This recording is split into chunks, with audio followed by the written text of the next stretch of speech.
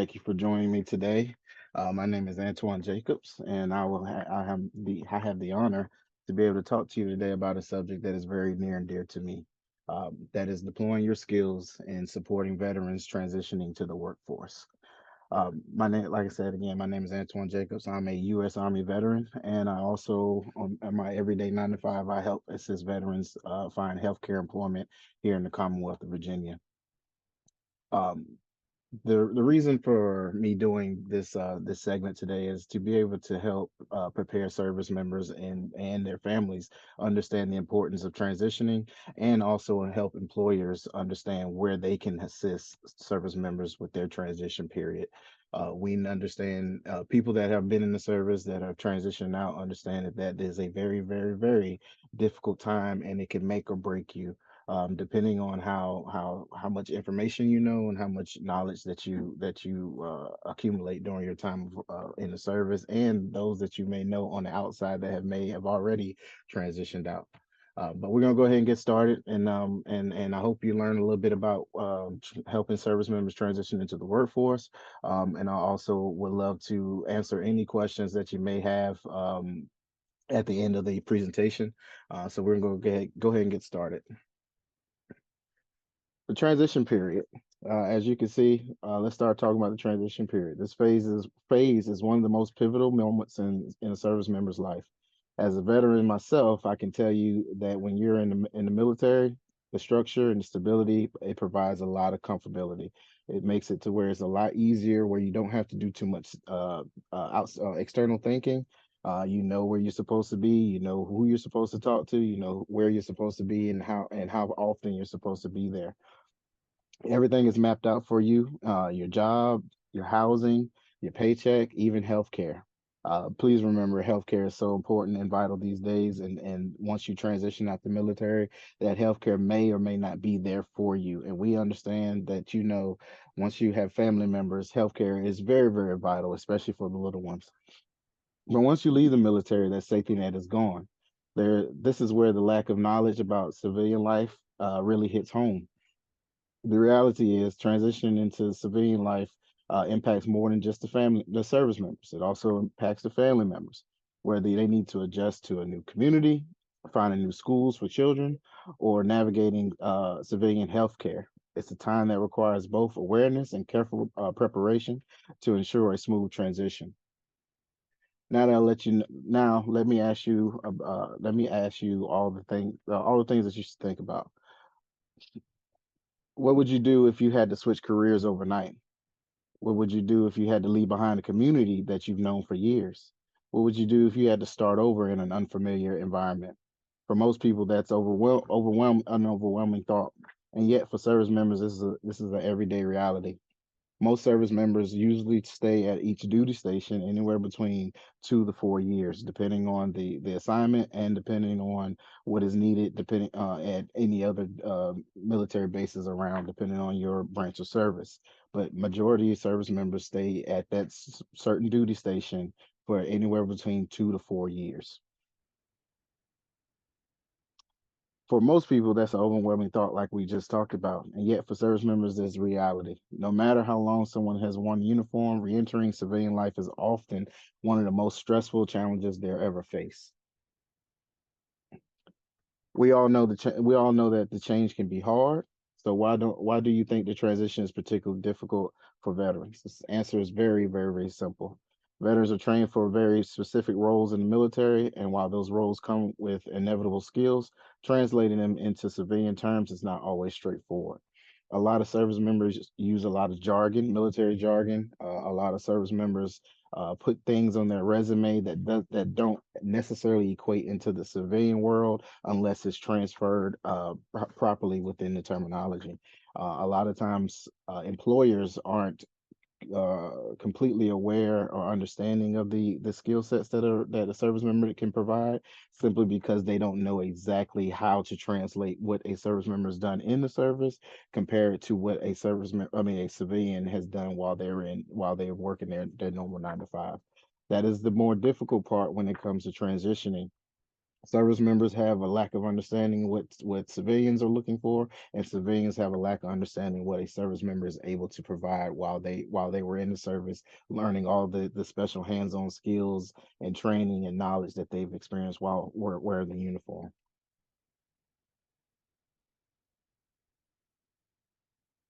Veterans in the workplace. As you can see, transitioning veterans, there are different things that can help them. Transition is crucial for service members.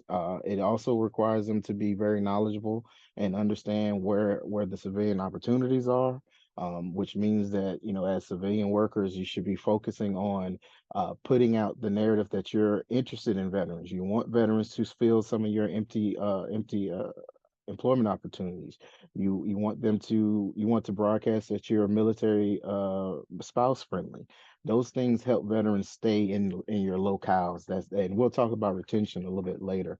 But those are some of the things that help veterans want to live where they PCS or ETS out of the service, which means exit their service wherever they are currently.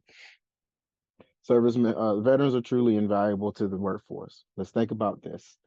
In addition to their technical expertise, they bring leadership, discipline, teamwork, and resilience. These are qualities that every employer wants, yet the transition from military to civilian life can still feel daunting for many veterans. A large part of that stress comes from the uncertainty surrounding civilian employment. In the military, your paycheck and healthcare are guaranteed as long as you're serving. But when you transition out, those things are no longer guaranteed unless you serve for 20 years or on medical retirement. This can be a tough pill to swallow. Many veterans also face the added challenges of having to relocate their families to find employment, access education, or secure housing that aligns with their civilian life. And also, not just worried about just the education and the employment part. You have to worry about finding schools for your children. You also may need to find uh, not just healthcare. You might need to make sure you have certain doctors set up, dental set up. All those things that mostly were already secured and provided for you are no longer there. Can you imagine not only leaving behind your career, but also having to move your entire family potentially to a place where you have no support system? Service members are kind of used to the transition of moving from one coast to the other or moving overseas, or we call it ocones. And a lot of times your families come with you, which brings another type of transition, trying to get your families comfortable with the new surroundings. Transitioning out of the military and no longer putting on a uniform every day is something that a service member has to go through every day, constantly battling with the fact that if they feel like they're accomplished enough, they may feel behind because they chose to be in the military, but certain people that they may know or they may start working with are a little bit further ahead because they chose a different path. Um, some service members didn't get the opportunity to do secondary education, so now they put themselves in this situation where they have to go back to school in order to be competitive in the civilian world. And even in the civilian world myself, I've been out for almost 6 years now. I've noticed that there's a very field when it comes to civilians and military service members getting those opportunities, because sometimes employers will look at a regular civilian that has all the education and the experience to back, but then they look at the service member and say, well, they may have the same experience level or skill set, but they don't have the education piece. So a lot of times the forcing service members to go back to school to achieve employment is a turnoff from time to time because they feel like they're starting from the beginning or starting over. And a lot of times service members would like to just transition from one point to the next. That way their transition is a little bit smoother, and it doesn't mess up the apple cart or make things more difficult for them to be able to be successful and make sure their families are set up for success. One of the main things when it comes to transitioning is making sure that you have a paycheck. Everybody is going to go to work to make sure they have a means to an end. Make sure they have ways to pay for the food, healthcare, car notes, amenities, accessories, anything that you may need to make your life a little bit easier. We all need a paycheck for that. So employment is the most crucial piece of this puzzle for for veterans when they transition out to the civilian life. Uh, that's why programs like the TAP program or transition assistance programs are so vital and important. The TAP programs provide essential resources to help service members navigate their transition. In fact, every year, about 200,000 service members leave the military. Now, that's worldwide. That's not just here in the States, that's worldwide. And that's all six different military branches. But the TAPS program is there to provide some different avenues that are employment wise and educational wise for service members that are transitioning out. Every service member, no matter what military base or no matter what branch you have a contract in, you will have to go through a TAPS class, and it's usually five classes that you have to go through, and these classes are supposed to teach you different ways to equip yourself into the civilian world. It's also to help you with resume writing, and also helps you with a little bit of employment interview processes, and it also helps you with finding some different employments out there in the federal world. And but TAPS doesn't do a great job being more pointed on where some of these positions and opportunities are. Not everyone's going to stay in their last duty station and stay within the area that they got out of the service.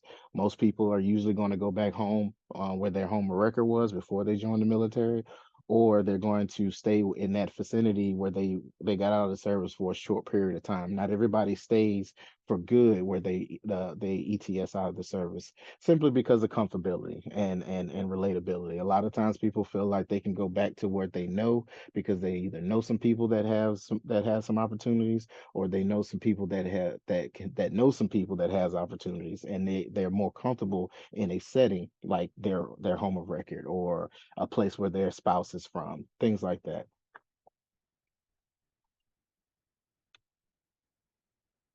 Utilizing veteran skill sets. Now, let's talk about the skill sets veterans bring to the table. One of the greatest assets veterans have is their specialized training. Each service member is trained for military occupational specialty, or your MOS, which is your actual job in the service, which could be anything between logistics to cybersecurity to special forces to healthcare to admin to finances to legal. There's so many different MOSs or jobs that are highlighted in the military, and these service members don't just go through a couple of weeks of training and then they're doing these jobs. No, a lot of these positions take a lot of training and continuous training throughout their time in the service. um, Even though these are specialized jobs and training, every service member goes through basic training. And that means everyone's a soldier first, before you even learn your actual job. This comes with not just physical training; it comes with mental conditioning. It also comes with reliability and trust with your teammates around you. Um, and you also have to trust those that are leading you, that are trying to put you in positions to be successful, not just while in the military, but once you do transition out the military, because no one's going to wear the uniform forever. That's just not true. No one's going to always going to be in the military. You're going to either transition out and find another route for employment, or you're going to transition out and find something where you're just retired and you don't have to worry about working.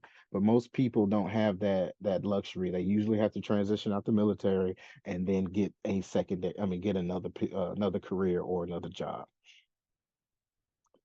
Some of those positions that or MOSs, jobs that we talked about, I talked about it recently. Some of those amount of time that's needed for training can last anywhere between 4 weeks to as long as 84 weeks. This could involve everything from learning how to handle complex weaponry to mastering the logistical aspects of supply chain management. These are skills that do translate well into the civilian industry, but service members or veterans need guidance to help them see how their experiences can fit into non military jobs.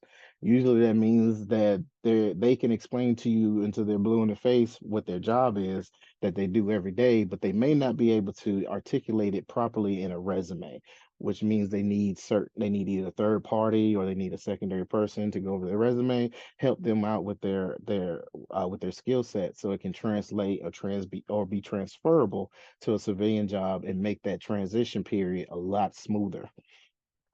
To illustrate my point, I like to share a personal note. When I transitioned out the military, I had a very specific skill set. My skill set was healthcare. I was a combat medic for 10 years in the Army. And when I became a medic in the military, I was told that my skills would transfer completely into the civilian sector. I wouldn't have to worry too much about, anything external. Secondary education may need to happen, but there was no guarantee. Once I did transition out back in 2019, I found out that it wasn't transferable as easy as I thought it was. Um, I was in the state of Florida at the time, and in order for me to be on a EMT truck or a ambulance, I had to go to firefighter school for 3 years. I was not trying to just start another career by going to school for a certain amount of time first before I transitioned into becoming a full-fledged EMT or paramedic. Um, but each state or each county or each town or city has their own prerequisites for when it comes to transitioning into into the civilian sector. Healthcare is the one of those sectors of careers that you do need secondary education. You do need constant training. You do need to go to go to school and may need to get a license or a certification. And that's just a quick personal story myself, just learning the routes and the avenues and the obstacles of transitioning, thinking that it was going to be a lot smoother or easier because I was in healthcare, which is something that should be able to transition out because there's healthcare opportunities everywhere in all parts of the United States and overseas. But like I said, I learned quickly that the language that I used in the military didn't always make sense to someone outside of the military that had no clue or has never worked with a service member or has never been involved with bringing a service member on to their organization.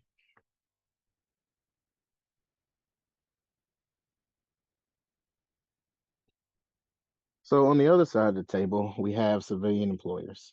Many of them don't fully understand the value that veterans bring to the workforce. There are more common misconceptions about veterans' educational backgrounds or their ability to adapt to non-military or militaristic environments. Some employers are even concerned about hiring veterans due to misunderstanding about military disabilities, but those concerns are largely rooted in misinformation. I'll be honest with you, most veterans just want to transition and be able to take care of their families without having obstacles in the way to get to that point. No one's there to take over your positions. No one's there to take over what SOPs or policies are already there. Veterans are coming in to do what they've been doing, and that's just be where they're supposed to be, know what they're supposed to do, and act the way they're supposed to act. Veterans are going to always be reliable because they're looking to make sure that they're set up for success and their families are set up for success because they're no longer guaranteed the things that they were guaranteed while they were in the service, sacrificing their lives. So some of the ways that we, some of the, what is some of the ways we can address that? For one, employers need to be better educated about military roles, actually, military roles and skill sets. For example, when a veteran says they were in charge of a unit, that doesn't mean they led a small team. It could mean they were responsible for managing millions of dollars in equipment, supervising dozens of people, and making critical decisions under pressure. These are leadership skills that are incredibly valuable in any workforce place.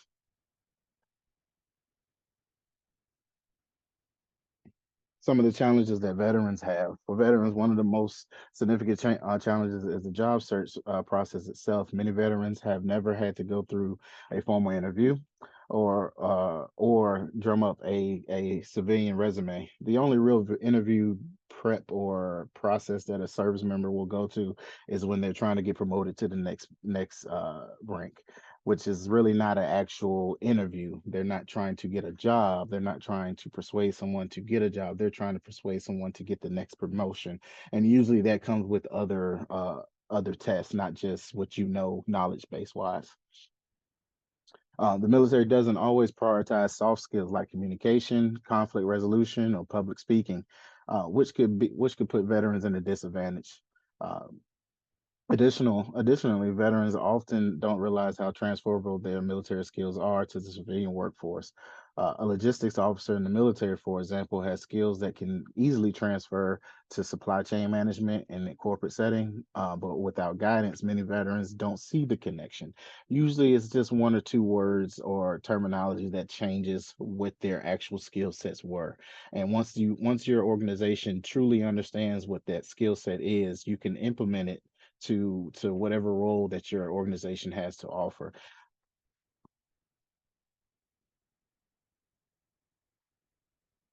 Some of the best ways you can always do is to say, some people say they support the troops. It's easy to say we support the troops, but real support means taking action. It means actively working to hire veterans, offering them educational benefits, and providing financial assistance when needed. Those financial assistance could be towards educational benefits. It could be towards relocation fees. It could be towards helping their spouse get in the military. I mean, into the civilian world or into education. It could also be helping not just the spouse, it could be helping at the younger dependents like the children. Those are different ways to help service, say you're supporting troops. Your organization can also provide a spousal preference, which automatically links a service member's spouse to being able to be interviewed for a position just because they're a military spouse. You can do a veterans preference, which means your organization offers employment or interviews for service members that claim that they're veterans and they have 30% more disability or they have a certain amount of disability. There's different ways that you can show support for the veterans and not just say we support veterans. Putting in the action and actually making it where your business advertised and actually shows proof of their hiring system when it comes to supporting the veterans. If you're a business owner, think about how you can integrate veterans into your workforce. Don't just label your company as veteran friendly. Take the extra step to create a work environment where veterans can thrive. Let's pause for a minute and think about some of the ways that we can support veterans. There's other ways that you can support veterans by having veterans that are already in your organizations be the front facing when it comes to other veterans being hired. Veterans like to talk to other veterans. They feel more comfortable. They feel more secure. They feel more trustworthy because you've either been there, done that, and got the T-shirt to show for it, or you've been down the same pathway that I have, and you understand my plight, or you understand the obstacles that I'm currently dealing with, or trying to orchestrate myself around. Um, Supporting your veterans is very important, especially with the employment piece, because like I said earlier, everyone needs employment. Everyone needs to be able to get paid. Once a service member transitions out the military and they don't automatically join the workforce, that's when things start to happen. You start finding ways, homelessness, you start finding suicide, you start finding lack of awareness. You start finding service members ending up on drugs. You start finding things where service members end up in places that they shouldn't be. If only if there was somebody there to be able to help them navigate their ways through the civilian sector when it came to employment, when it came to education, and when it also comes to healthcare. Some of your best practices when it comes to supporting the veterans, like I was saying, not just providing, opportunities, but engaging with your local veteran services, like the local VFWs or the veterans of foreign wars. Your state departments have veteran departments as well, or programs that can help them. These organizations can provide valuable services and insight on how to effectively hire and retain veterans. Another good resource to help with supporting veterans is the DoD Skill Bridge program. That is a skill bridge opportunity, which means there's a more intern slash on the job training. A service member who has a certain amount of time left in the military before their contract is up is able to intern or do on the job training at your organization, and they will still be getting paid by DoD at the time. So your services will be only just providing the OJT or the on the job training. It does a couple things. It shows that service member some of the soft skills that they may be lacking. They'll learn a little bit understanding of your policies and your SOPs at your organizations. But it also helps the employer see what type of person that they're bringing in. They might even bring them on for good once they're transitioning completely out of the service. So it's almost killing two birds with one stone. Retention. Now I know that some people are a little bit scared about the retention word, and that's to be that's okay. Um, with that with that big number of 200,000 service members leaving the military each year, I'll be honest with you, most of them do not keep their first job. Over 80% leave within 2 years, and over half of them leave their first civilian job within the first year. The reason for this is because veterans are used to a very specific type of teamwork. In the military, camaraderie is built around a shared mission. When veterans move into civilian jobs, they often miss that sense of connection, and which makes it hard for them to stay engaged. Additionally, many companies are simply not prepared to fully integrate veterans into their workforce or their workspace. Managers might know how to support a veteran's unique needs, but without the right support system, veterans can feel isolated, which in turn leaves a veteran feeling a little bit more hopeless, missing that camaraderie, missing the morale, and usually veterans don't thrive well when there's not at least one or two other veterans within the environment. Usually, when there are other veterans there, your retention rate is a little bit higher because then you're able to have other people kind of conglomerate together to make sure that this newer veteran that transition out understands the rights, the rights and the lefts, the no's and the yeses, and they cross their T's and dot all their I's. So myself, I work for the Virginia Department of Veteran Services, and this is one of the reasons why I hold this particular subject to heart, simply because the lack of understanding that service members don't know that when they're in their TAPS classes, they teach them about all the federal opportunities, but they don't teach them about their internal state opportunities. The Virginia Department of Veteran Services, we're leading the way when it comes to providing those veteran services, and these are all free resources just because service members are veterans. We provide employment services, educational benefits, actual disability claim benefits. Our VVFS, or Virginia Veterans and Family Support Team, helps with anything financially when it comes to uh, needing help with anything financially like bills, behavioral health, things like that, or clothing, food, things like that. And then we have our other two accolades like the Virginia War Memorial, and then we also have our care centers and our military cemeteries around the Commonwealth. Now, I'm not saying that every state has a Virginia Department of Veterans, I mean, a Department of Veteran Services, but there are other veteran services departments around that are a little bit more closer to maybe your states or your locales that you should know of. There's always the opportunity to talk with your Department of Veteran Affairs. Every state has a Department of Veteran Affairs hospital, um, or you're at least near one within a certain vicinity. Every state should have American Legions. Every state should have VFWs. Uh, I believe every state has a DAV, which is Disabled American Veterans Organization, Wounded Warrior Projects. These are all different veteran friendly or veteran awareness services that can provide not just resources but education.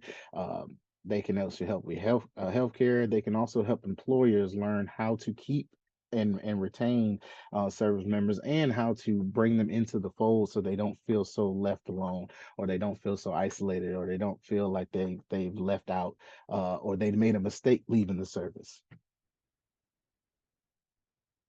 So in conclusion or closing, The transition from the military service to civilian life is a complex and challenging process, but with the right support, veterans can thrive in their new careers.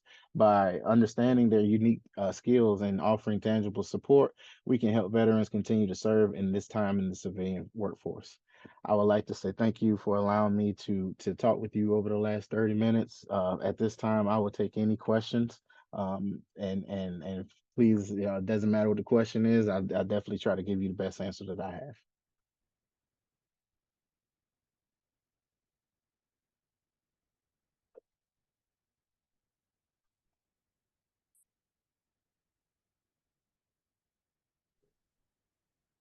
Antwon, Yes, sir.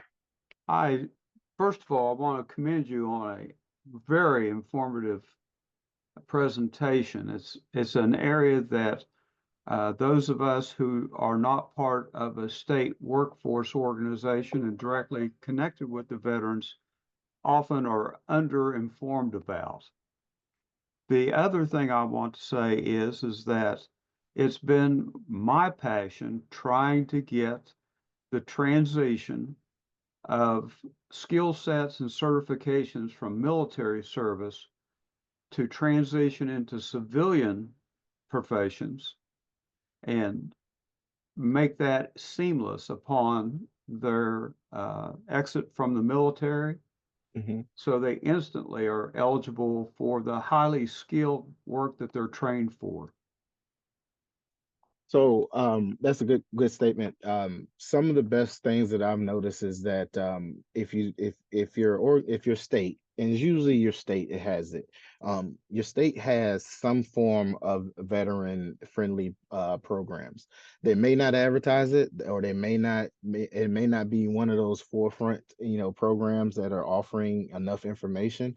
But every state should have some form of program that offers veterans either employment, ways to get employment, ways for education, beneficial opportunities and resources.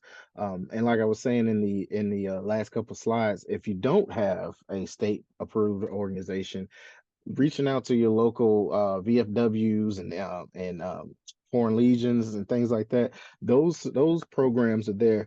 Excuse me. Those programs are there because there's service members that are looking for those additional resources. They're looking for that camaraderie, and a lot of people that end up at these American Legions or the disabled American veterans, things like that. Those are other veterans that were already there. They know, they've been through the transition, they've been through the ups and downs and the tough times. So they have a little bit more understanding and avenues and leeway to provide these opportunities and information to veterans, as well as civilian employers as well.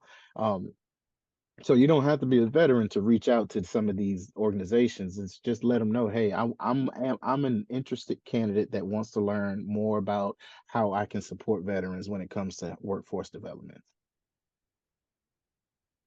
Well, thank you very much. And thank you for your service as well as to all the other veterans that we have in our communities.